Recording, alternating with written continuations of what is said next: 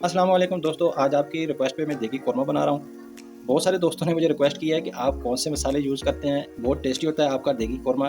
दोस्तों आज की इस वीडियो में मैं बिल्कुल सिंपल मसाले यूज़ करूँगा जो हर घर में अवेलेबल होते हैं। बहुत सिंपल तरीके से ये तैयार होती है, कोई एक्स्ट्रा मसाले ऐड नहीं करता। चलते हैं अब देगी कौरमा बनाना शुरू करते हैं, लेकिन उससे पहले मेरी आप लोगों से रिक्वेस्ट है, मेरी रेसिपी अच्छी लगे तो लाइक कर दें, चैनल को सब्सक्राइब कर दें। इसमें हम ऐड करेंगे 1 किलो गोश्त, अदरक और लहसुन, 3 दरमियाने साइज़ के टमाटर कटे हुए, 2 हरी मिर्च काट लिया हमने, 1 कप प्याज, आधा कप घी, आधा चाय का चम्मच जीरा, हस्बे ज़रूरत नमक, आधा चाय का चम्मच हल्दी, 1 खाने का चम्मच गरम मसाला, आधी चाय की चम्मच साबुत धनिया, लाल मिर्च और 2 अदद इलायची। इसके अलावा हमें पानी ज़रूरत पड़ेगा। अब हम इस गोश्त को मिट्टी के बर्तन में पकाएंगे क्योंकि मिट्टी के बर्तन में इसका टेस्ट बहुत अच्छा आता है। सबसे पहले हम इसमें गोश्त ऐड कर देंगे।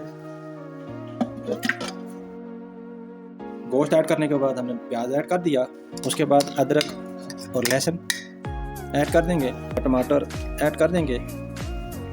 जो हमारा घी है हम इसको बाद में भी ऐड कर सकते हैं, लेकिन मैं पहले ऐड करता हूँ। आप ऑयल भी यूज़ कर सकती है, कुकिंग ऑयल, लेकिन जो टेस्ट इसका घी से बनता है वो ऑयल से नहीं बनता। उसके बाद ये सारे मसाले इसमें ऐड कर देंगे। अब हम इसमें पानी ऐड कर देते हैं। पानी इसमें इतना ऐड करेंगे कि हमारा गोश्त इसमें डिप हो जाए। पानी ऐड करने के बाद अब आग चला देंगे। पानी हमने इसमें ऐड कर दिया है और अगर आप आग देखें तो आग मैंने इसमें तेज़ रखी हुई है। अब हम इसको कवर कर देंगे।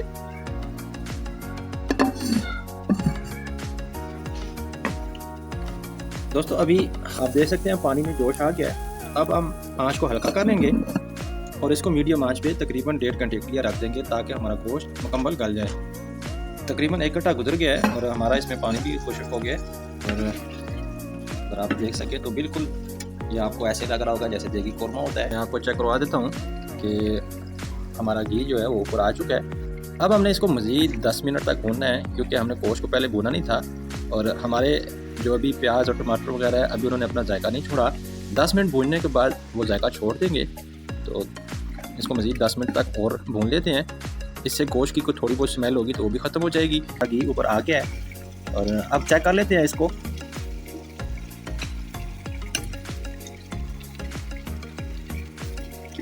और आपको चेक करवा दूँ, ये बिल्कुल आप देख सकते हैं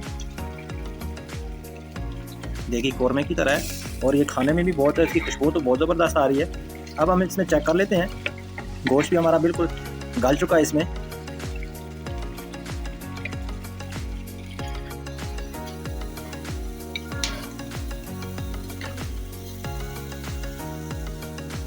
और ये देखें गोश्त भी हमारा बिल्कुल इसमें गल चुका है, अच्छी तरह से गल गया है ये गोश्त भी हमारा और ये टेस्ट भी इसका बहुत है।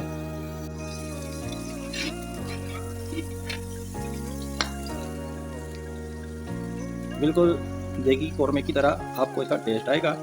आप भी घर पे ज़रूर ट्राई करना, बहुत ज़बरदस्त बन गई हमारी रेसिपी।